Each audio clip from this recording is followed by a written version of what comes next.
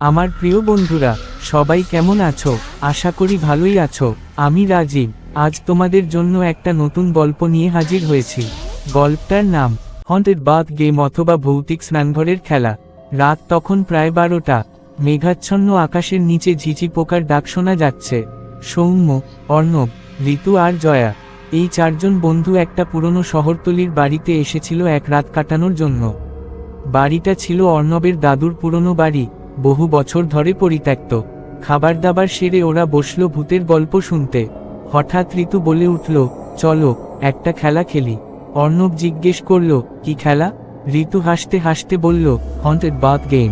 শুনেছি, যদি রাত 12টার সময় মোমবাতি জ্বালিয়ে বাথরুমের আয়নার সামনে দাঁড়িয়ে 3বার গোস্ট অব দ্য বাথ বলা হয়, তাহলে একটা ছায়ামূর্তি দেখা যায়।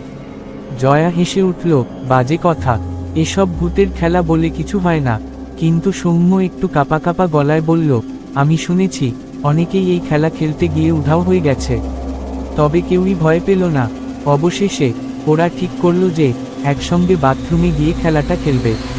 সৌম্য, অর্ণব, ঋতু আর জয়া গিয়ে বাথরুমের দরজা বন্ধ করল। ছোট্ট বাথরুমের মধ্যে একটাই আয়না। ঋতু একটি মোমবাতি জ্বালিয়ে বলল, সবাই প্রস্তুত? তিনজন একসঙ্গে মাথা নাড়ল। ওরা সবাই একসঙ্গে বলল, ghost of the bath, ghost of the bath, ghost of the bath. তবে কয়েক সেকেন্ড কিন্তু কিছুই হলো না। বাথরুমের বাতাস কেমন যেন ভারী হয়ে উঠল। মোমবাতির শিখাটা কাঁপতে লাগলো। হঠাৎ আয়নার মধ্যে একটা ছায়া দেখা গেল। প্রথমে অস্পষ্ট, তারপর ধীরে ধীরে স্পষ্ট হয়ে উঠল। একটা বিকৃত মুখ, ফাঁক হয়ে যাওয়া চোখ, আর কালো পচা দাঁত। হঠাৎ করেই বাথরুমের দরজাটা প্রচণ্ড জোরে বন্ধ হয়ে গেল। জয়া চিৎকার করে উঠল, এটাকে? ছায়াটা হাসছিল, ঠান্ডা বিকৃত হাসি। ওরা দৌড়ে দরজা খুলতে গেল, কিন্তু দরজাটা যেন তালাবদ্ধ হয়ে গেছে। বাইরে থেকে কেউ চিৎকার করছিল না, যেন ওদের অস্তিত্বই নেই। একটা ঠান্ডা হাত সৌম্যর কাঁধ স্পর্শ করল। সে দ্রুত পিছন ফিরে তাকালো, কিন্তু কাউকে দেখতে পেল না। ঋতু তখন কাঁদছে, ওর শরীর কাঁপছে, ঠোঁট নীল হয়ে গেছে। হঠাৎ আয়নার ছায়াটা বলে উঠল, তোমরা আমাকে ডেকেছ, এখন তোমরা কেউই আর বের হতে পারবে না। তারপরই ফটাস মোমবাতিটা নিভে গেল। ঘরটা সম্পূর্ণ অন্ধকার হয়ে গেল।